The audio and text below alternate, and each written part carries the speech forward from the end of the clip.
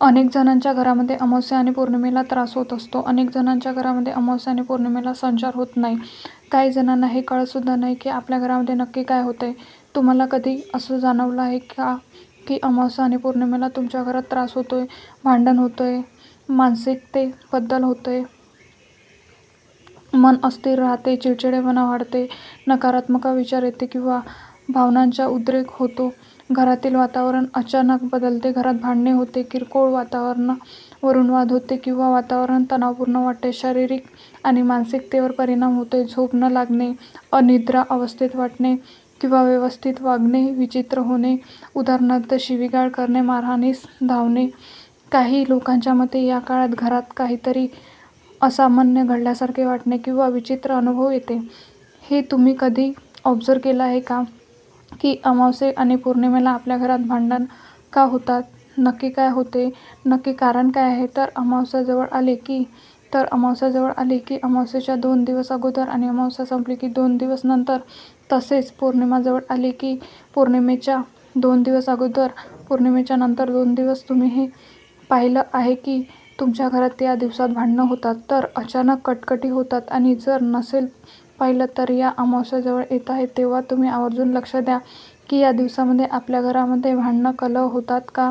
तेव्हा तुमच्या लक्षात येईल की तुमच्या घरात कुठल्या अदृश्य शक्ती आहे का किंवा कोणी कुठली बाधा केली आहे का, भूत पिशाच्या बाधा तुमच्या घरात आहे का, हे तुमच्या लक्षात येईल. या गोष्टीकडे आपण जर दुर्लक्ष केलं तर आयुष्यात आपल्याला गंभीर परिणाम समोर जावं लागू शकते आणि या परिणामामुळे होणारे नुकसान हे कधीही भरून न येणारे असते. कधी काय होतं की आपल्या घरातील लोक सतत आजारी पडत असतात. अमावस्या पौर्णिमा आली की आजारपण सुरू होते. अमावस्या पौर्णिमा आली की तुमच्या घरात छोटी वाद होतात. या वादाचे रूपांतर मोठ्या भांडणामध्ये होतं असे किंवा घरातील व्यक्ती एका पाठोपाठ एक आजारी पडत असतील.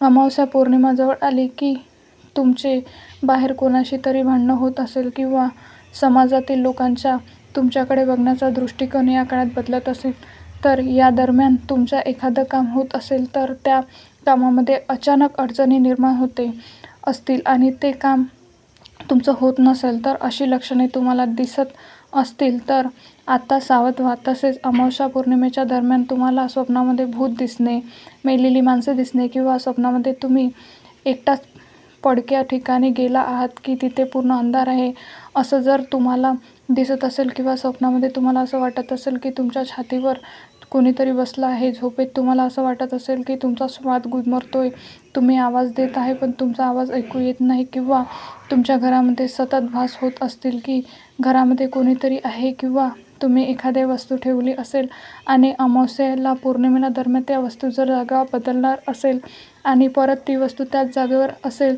तर जर अशी लक्षणे तुम्हाला जाणवत असतील तर 100% तुमच्या घरावर कोणीतरी बाधा केली आहे. यामुळे तुम्हाला हा त्रास ओळखा आहे. आता या बाधेतून आपल्याला बाहेर पडायचं आहे किंवा त्याचा प्रभाव आपल्याला कमी करायचा आहे. तर अमावस्या आणि पौर्णिमेला या शक्तीचा प्रभाव खूप वाढतो, कारण त्यांना एकच वरदान मिळालेलं असतं, अमावस्या आणि पौर्णिमा. त्यांच्या शक्ती वाढतात, त्यांचा प्रभाव हा वाढत जातो. त्यामुळे अमावस्या आणि पौर्णिमेला आपल्याला हा त्रास जास्त होतो. तर आता या शक्तीचा प्रभाव कसा कमी करायचा आणि यातून बाहेर पडण्याचा मार्ग कसा काढायचा, तर यासाठी आपल्याला एक काम करायचं आहे किंवा उपाय करायचे आहे. तर उपाय काय करायचा आहे हेच आपण आजच्या या व्हिडिओमध्ये पाहणार आहोत. त्यामुळे तुम्ही हा व्हिडिओ स्किप करू नका, व्हिडिओ शेवटपर्यंत नक्की पहा. तर तो उपाय म्हणजे आपल्याला दत्तगुरूंना शरण जायचं आहे, कारण ब्रह्मा, विष्णू आणि महेश म्हणजे दत्तगुरू आहे आणि हे विश्व यांनी निर्माण केले आहे. शक्तीच म्हणजे सगळ्यात उगम स्थान भगवंत आहे. त्यामुळे तुम्ही महाराजांना शरण जायचं आहे, महाराजांचे नामस्मरण करायचे आहे. या सर्व त्रासातून तुम्हाला फक्त दत्तगुरू बाहेर काढतील, त्यामुळे फक्त दत्तगुरूंना शरण जायचं आहे. तसेच जर तुमच्यावर अमावस्येला बाधा केली असेल तर तुमच्या घरात फक्त अमावस्येला त्रास होतो आणि जर पौर्णिमेला बाधा केली असेल तर पौर्णिमेला त्रास होतो.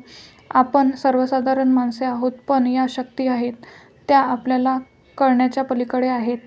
जसे आपण भगवंताला मनात आणतो, देवाला मनात मानतो, जरी देव दिसत नसला तरीसुद्धा आपण देवाला मानतो, त्याची पूजा करतो. तसेच या ज्या शक्ती आहेत, अदृश्य शक्ती आहेत, त्याही आपल्या डोळ्यांना दिसत नसल्या तरी त्या असतातच, त्यामुळे या शक्ती आहे हे आपण मान्य करायला पाहिजे. काही जणांना विश्वास नसतो की असं भूत पिशाच्य बाधा ही सगळी काही अंधश्रद्धा आहे, पण असं काही नाही. जिथे देव आहे तिथे भूतसुद्धा आहे, त्यांचं अस्तित्व आहे.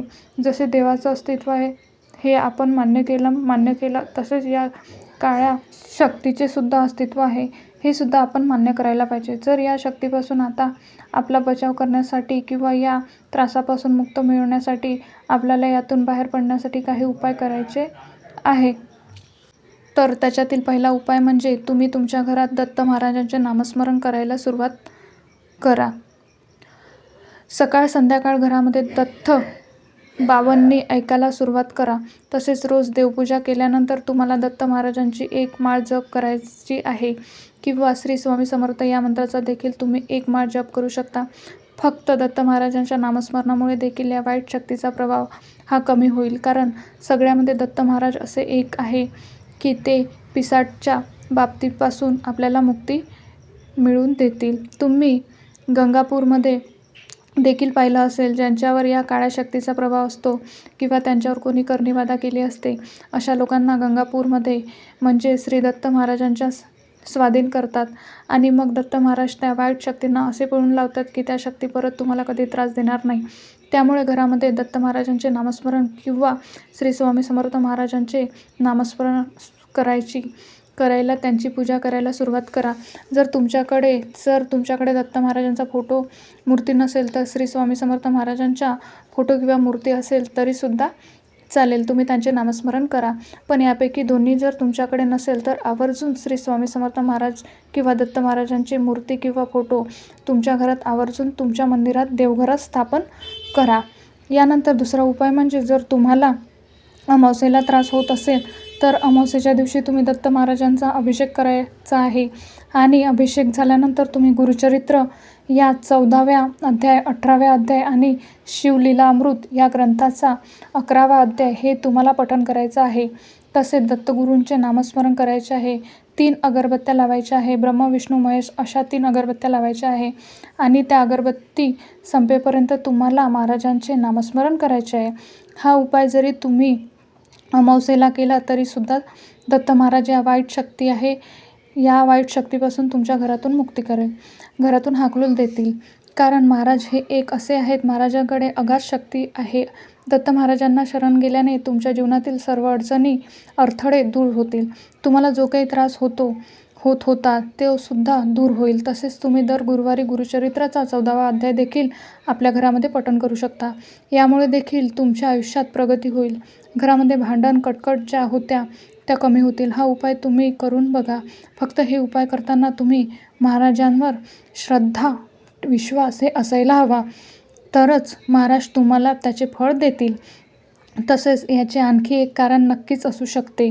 वैज्ञानिकदृष्ट्या विचार करता अमावस्या आणि पौर्णिमेला चंद्राच्या कला बदलतात. पौर्णिमेला चंद्र पूर्ण दिसतो आणि अमावस्येला चंद्र नसतो. या बदलाचा पृथ्वीवरील पाण्यावर आणि पर्यावरणात मानवी शरीरावर परिणाम होतो, ज्यामुळे मानसिक आणि भावनिक बदल होतो असे मानले जाते. यावरती उपाय म्हणून आपण वैज्ञानिकदृष्ट्या पुढील देखील उपाय करू शकतो. या दिवसात सकारात्मक राहा. ध्यान करा म्हणजे मेडिटेशन करा. योगा करणे. घरात स्वच्छता असावी. घरामध्ये सकारात्मक ऊर्जा राखण्यासाठी स्वच्छता ठेवावी.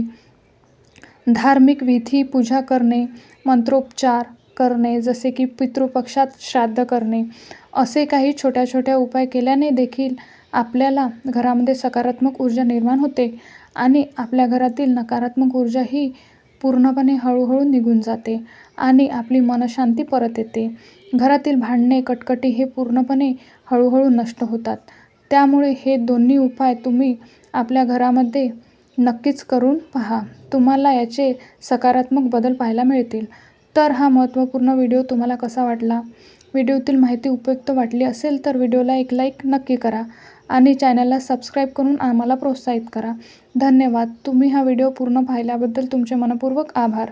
श्री स्वामी समर्थ. श्री गुरुदेव दत्त.